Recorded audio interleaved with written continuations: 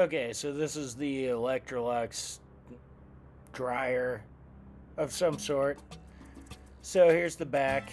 Take off the top first with taking out the two screws, pull it backwards, and then take it off.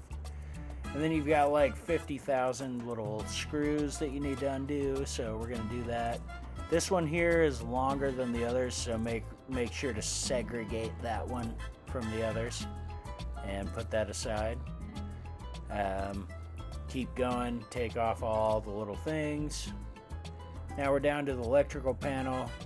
Take out that screw, it's the same as the others. Remove the panel. Make sure that you are going to mark all of these, the left and right, so you don't screw that up later. R, L, L, R. There they are. Beautiful. And now this little top plate, let's get rid of that. And fold it back, not hurting the wires. Take off the back plate, and look at all this lint. Also, I was able to find, a couple dollars worth. So there's tons of lint in the bottom. We're going to go ahead and vacuum that out. Let's get the back first. And all the bottom.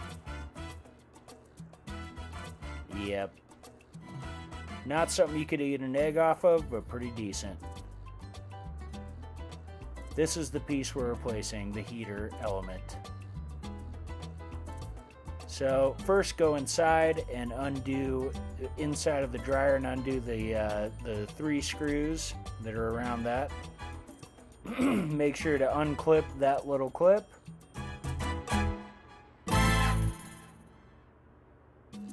And undo that screw right there. I'm just going to do that real quick. Then there's a little bugger here on the inside. I'm going to try to point to it. It's on the inside there. So you have to reach your hand up under there. It's a little awkward, but you get your hand up there, find the little screw head with your screwdriver and undo that. And now that piece comes off just nice. Here we have the old heating element, and you can see where it's arcing right there against the shell of the element. So here we have a brace. We're going to undo that. And the other side, just 2 screws, real easy. Take that out. We're going to need to unscrew the little bracket brace thing there. Here's the new one, much better looking. And when you're doing this, just put down the new one against the old one and replace one cord at a time so that you don't misplace any of these little ponytail clasp thingies. Undo the little sensors. Put them back in the new element. When that's all done, get the bracket. These 2 little points right here are where the screws go in. So prop that up against the new one, screw them in.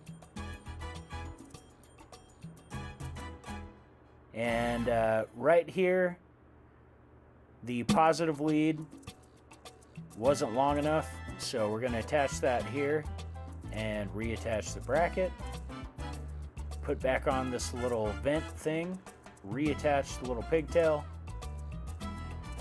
put the backing back on, and take this longest screw and put that back in first, just so you don't get that mixed up with any of the other shorter ones. Now put in all the other shorter screws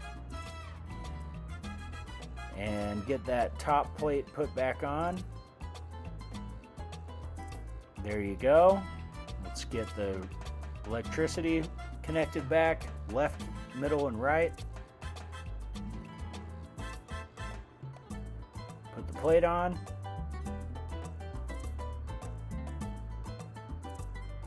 Get the top put back on with the 2 screws and give it a test. Looks great. No error code. Everything's fine. And it is producing heat.